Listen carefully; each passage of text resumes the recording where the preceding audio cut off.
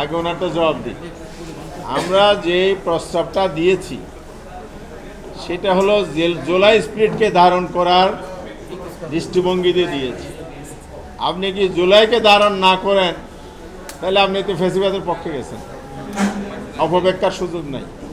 আমরা রিটার্ন দিয়েছি, একেবারে স্পষ্ট আছে। সেই জন্য আমরা বলেছি যে আগামী দিনে যারা বাংলাদেশে রাজনীতি করবেন একটা নতুন ধারা নতুন ব্যবস্থার অধীনে রাজনীতিটা করতে হবে, তার একটা পার্ট হিসেবে আমরা ব্যবস্থাটা দিয়েছি। জি, আর ওনার ছিল হ্যাঁ সরে আসা, এখানে না আসার বিষয় না, একেবারে স্বচ্ছভাবে কথাগুলো আসছে। ওনারা ওনাদের মত দিয়েছে, আমরা আমাদের মত দিয়েছি।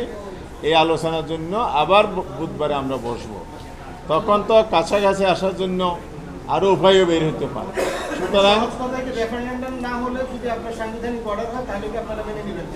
সাংবিধানিক অর্ডার দিন আমাদের প্রস্তাব মেনে নিয়ে কি আছে, এটা তো আমাদের প্রস্তাব। জি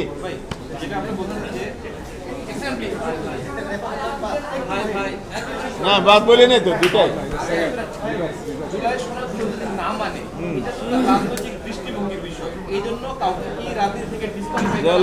জুলাই সনদ এখন রাজনৈতিক দৃষ্টিভঙ্গি নয়, এটা গণ আকাঙ্ক্ষা। সেই ক্ষেত্রে আরেকটা বিতর্ক আসবে যে 71 মানে সে কিভাবে ইলেকশন দেবে। তো এই ক্ষেত্রে তো এফিডেভিট নিতে হবে। আমরা একটা ফেসিবাদের দিকে ফিরে যাচ্ছি না। আচ্ছা, মানতেই হবে কাউকে জোর কারণে। আমরা মানতে হবে বলতে বাংলাদেশের আইনানুগ প্রক্রিয়া সাংবিধানিক প্রসেসে পলিটিক্স করি আসছি আমরা। দেশটা ৭২-এর সংবিধান দ্বারা চলেছে, অ্যামেন্ডমেন্ট হয়েছে নানাভাবে। এখন প্রেক্ষাপট যখন তৈরি হয়, বাংলাদেশের স্বাধীনতা আমাদের একটা অর্জন, আমরা বারবার বলেছি। বাংলাদেশকে মেনে নিয়েই কিন্তু সবাই রাজনীতি করছে, আমরাও তাই। সুতরাং এখানে এই পিছনের কথা আর টানার কোনো সুযোগ নাই। ওটা না মানলে বাংলাদেশকে তো অস্বীকার হয়ে যাবে। সুতরাং নির্বাচনের প্রশ্ন আসবে কীভাবে?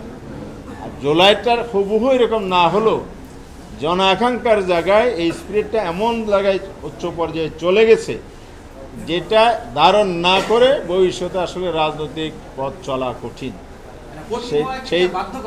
সেই জায়গা থেকে আমরা বলেছি যে জুলাইয়ের স্পিরিটটাকে আমরা ধারণ করে রাজনীতি করতে চাই। জি,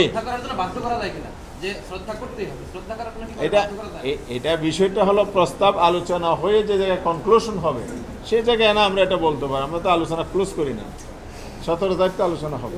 জি জি, থ্যাংক ইউ।